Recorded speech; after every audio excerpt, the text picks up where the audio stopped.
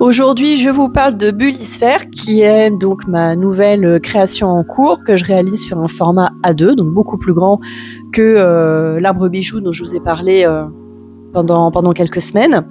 L'idée sur ce dessin, vous voyez, c'est très coloré. Ça, c'est ma patte, vous le savez, j'adore la couleur, mais là, les couleurs sont vraiment très vives. L'idée, c'est de créer plein de petits univers, donc on est vraiment dans un multivers, avec à chaque fois une histoire différente qui se joue.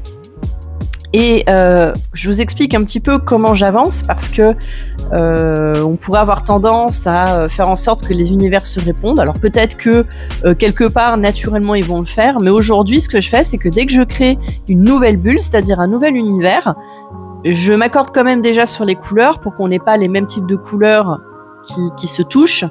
Là, même si on a du vert, on voit bien que ce sont pas tout à fait les mêmes verts. Donc, une fois que voilà, j'ai ma bulle et donc que j'ai l'idée des couleurs que je veux utiliser, j'oublie ce que j'ai fait précédemment, complètement, et je me concentre sur la nouvelle histoire que je suis en train de créer. Et c'est ce qui permet bien d'avoir toutes ces différences de teintes, ces univers complètement différents. Et c'est comme ça que je vais avancer petit à petit.